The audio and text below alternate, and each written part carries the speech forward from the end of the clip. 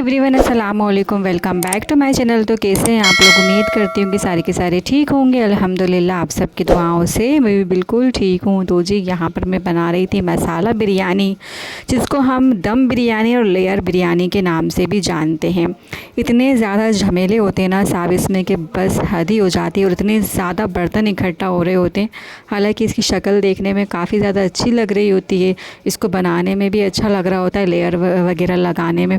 लेकिन पता नहीं क्यों पर्सनली मुझे इसका टेस्ट इतना ज़्यादा अच्छा नहीं लगता, जितना ज़्यादा यखनी पुलाव का, यखनी बिरयानी का अच्छा लगता है, या मतलब यखनी तहारी वाला अच्छा लगता है। इतना ज़्यादा मुझे इसका नहीं अच्छा लग रहा होता। तो यहाँ पर ना मैंने सब चीज़ें डाल के मसाला वगैरह लगा के गोश्त को रख दिया था, और मैंने ना रात में ही गोश्त को मसाला लगा के रख दिया था कि सारा जो मसाला है ना वो गोश्त में अच्छे से जो है ना जज़्ब हो जाए। और अब मैं कर लूँगी प्याज को अच्छे से ब्राउन। और यहाँ पर मैंने गोश्त जो है वो गलने के लिए चढ़ा दिया था कोरमा बनाने के लिए। और जी आप लोगों ने क्या क्या बनाकर खाया ईद पे, और सबसे ज़्यादा आपको क्या बनाना अच्छा लगता है? मुझे तो बस बिरयानी वगैरह और कबाब बनाना ही सही लगता है, और यही खाया भी जाता है। बाकी के और आइटम है ना जो सालन वगैरह ये सब नहीं खाए जा रहे होते ईद पे स्पेशल कुर्बानी के गोश्त के। तो मैंने ना बस कबाब बनाए थे, बिरयानी बनाई थी 2 तरह की, एक लेयर वाली, एक यखनी वाली, और एक तहारी बनाई थी।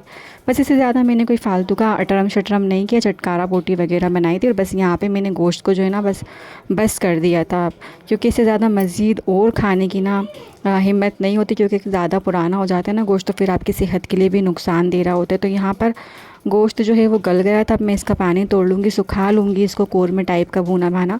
और यहाँ पर ये भुना भाना बन के तैयार हो गया था, और अब हम इसकी यहाँ पर लेयर वगैरह करेंगे।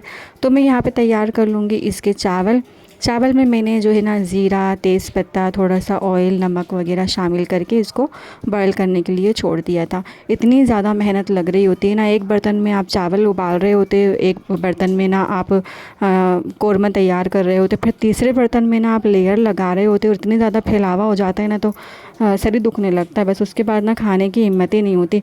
तो मैंने तो सोच लिया अब मुझे लेयर बिरयानी बनानी ही नहीं है, बस यखनी बिरयानी बनाओ, वही उसी में टेस्ट आता है, उसी में स्वाद आता है। इतना ज़्यादा हम लोग को ये अच्छी नहीं लग रही होती, मतलब अच्छी लग रही होती है लेकिन इतनी ज़्यादा नहीं अच्छी लग रही जितनी ज़्यादा हमें वो अच्छी लगती है यखनी वाली बिरयानी या यखनी पुलाव। यहाँ पे मौसम जो है थोड़ा सा गड़बड़ होने लगा था, तो मैं आ गई थी यहाँ पे सारे कपड़े उतारने जो मैंने सुबह धोकर डाले थे। तो सारे कपड़े मैं जल्दी जल्दी उतार लूँगी, और साथ में हम थोड़ी बहुत बातें भी गपशप भी कर लेंगे, क्योंकि मैं व्लॉग के थ्रू ही आपसे बात करती हूँ।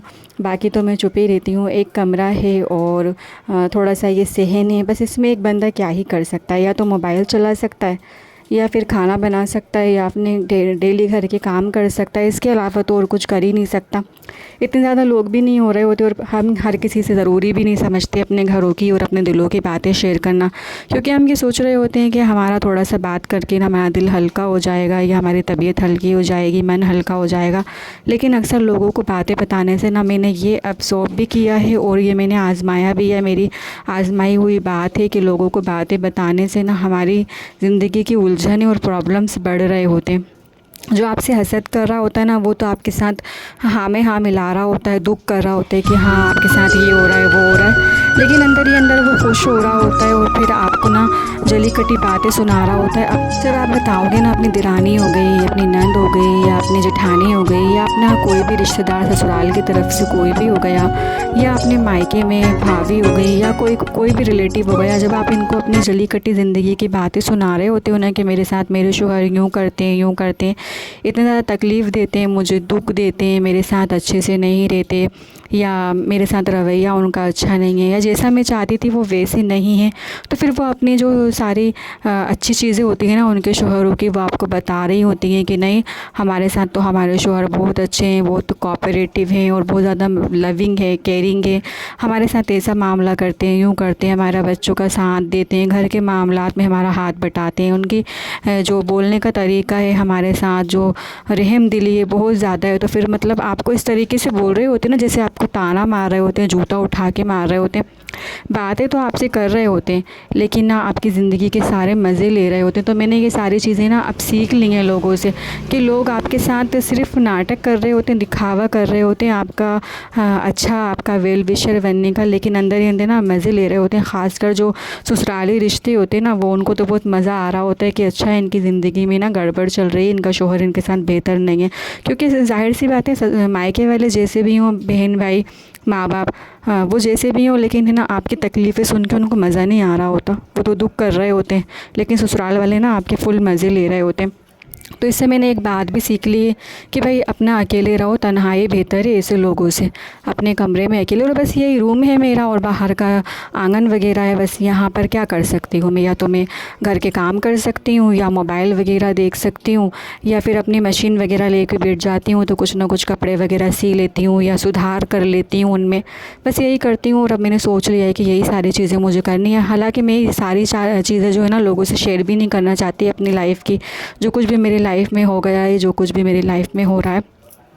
लेकिन कभी कभी ना चीज़ें इतनी ज़्यादा ओपन हो जाती हैं ना, जब मियाँ बीवी में लड़ाई झगड़ा हो रहा होता है कि आसपास वाले 4 लोग सुन रहे होते हैं, फिर आपको बड़ी ज़्यादा ज़लालत महसूस हो रही होती है कि लोगों ने सुन लिया और लोग अब आपको जो है नीची निगाह से देख रहे हैं, गिरी हुई नज़रों से देख रहे हैं। फिर वो आपसे पूछते हैं, फिर आपसे इतनी ज़्यादा हमदर्दी से बात करते हैं ना, फिर आपके मुँह से कुछ ना कुछ निकल ही जाता है। आप नहीं चाह रहे होते बताना, सोच रखा होता है, आपने ठान रखी होती है कि हमें अपनी दिरानी जेठानी या किसी से भी ये वाली बात डिस्कस नहीं करनी। लेकिन फिर है ना शोहर इतना ज़्यादा हंगामा मचा रहा होता है घर में, इतनी ज़्यादा जलील कर रहा होता है औरतों को, कि फिर वो मजबूरन ना ऐसे लोगों को अपनी बातें शेयर कर रही होती हैं जो उनके हमदर्द नहीं होते, उनके मज़े ले रहे होते हैं, उनकी ज़िंदगी में जो बर्बादी हैं, जो परेशानियाँ आई होती हैं ना, उसका फ़ायदा उठा रहे होते हैं।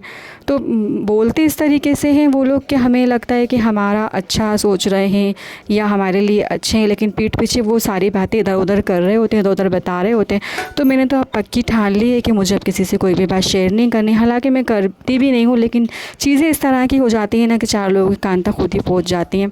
मैं चाहती भी नहीं हूँ कि मैं कोई भी बात डिस्कस करूँ किसी एरे गैरे से। हम क्योंकि कितनी ज़्यादा कोशिश कर लें किसी को अपना बनाने की, दिल में जब किसी की हसद और जलन होती है ना, किसी भी चीज़ को लेके हो सकती है, या तो आपकी सूरत शक्ल को लेके हो सकती है, या फिर आप उनसे बेहतर दिख रहे हैं इस वजह से हो सकती है, या फिर आपसे आने के पहले जो है आपके हस्बैंड के मामलात उनसे ज़्यादा पट रहे होते हैं, तो फिर इस वजह से भी होती है कि इनके आने के बाद हमारा थोड़ा सा रखना कम हो गया, इस वजह से भी होती है। या फिर कभी कभी इंसान बेवजह ही किसी से जलन और हसद कर रहा होता है, ये भी होता है। ये कोई वजह नहीं होती, लेकिन जल रहे होते हैं, हसद कर रहे होते हैं, बुरा चाह रहे होते हैं। लेकिन यकीन मानिए मैंने अपनी ज़िंदगी में कभी किसी की से हसद नहीं की, और ना ही मैंने कभी किसी का बुरा चाहा या इनके साथ बुरा हो जाए या इनके मामलात बिगड़ जाए या ये मियाँ बीवी आपस में खुश क्यों हैं। दूसरों को देख के खुशी ही हो रही होती है और अपने लिए अफसोस ही हो रहा होता है कि इनकी लाइफ तो हमसे बेहतर है, हमसे अच्छा भले ही नहीं खा रहे हों लेकिन हमसे बेहतर है इनकी लाइफ, कि एक दूसरे के साथ इतना ज़्यादा कोऑपरेटिव है, इतना ज़्यादा हमदर्द हैं, लविंग है, केयरिंग है। तो फिर देख के अफसोस ही हो रहा होता है। अच्छा, फिर यहाँ पर मैं दूसरे दिन आ गई थी अपनी अम्मी के यहाँ। अम्मी सुबह सुबह रोटी बना रही थी और अम्मी बेचारी हमारे चूल्हे पे रोटी बना रही होती हैं, और उसके बाद बच्चे भी आ गए थे। बच्चे के साथ बहुत ज़्यादा एंजॉय किया मैंने। क्या खा रहा हूँ? केरी अभी काट के देंगे, रुको। क्या खा रहा? ये देखो केरी खा रहा है ज़करिया। ज़करिया बराबर केरी खा रहा है। ये ज़करिया ने काट ली दांतों से और ये खा रहा है, देखो ज़करिया। वो देखो खट्टा खट्टा मुंह बना रहा खा के। और तुम के पौधीना लेके बैठ गई। ये देखो ज़करिया केरी खाता हुआ। क्या कर रही हो? क्या कर रही हो? क्या कर रही हो? क्या खट्टी होती है, तुमसे खाते बन जाएगी? है सर्दी को जाएगी, सर्दी गठान लग गई उसमें। ज़करिया नहीं, ज़करिया खा रहा है, देख सर्दी हो जाएगी उसको। देख छेद कर लिया उसने केरी में।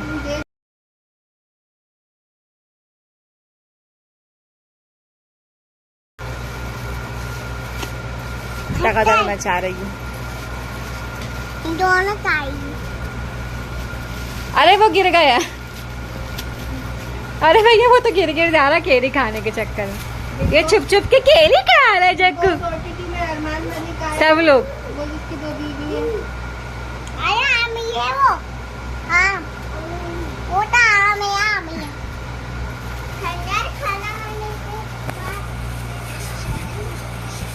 करिए का आम गिर गया तो करे की केरी गिर गई। जग्गू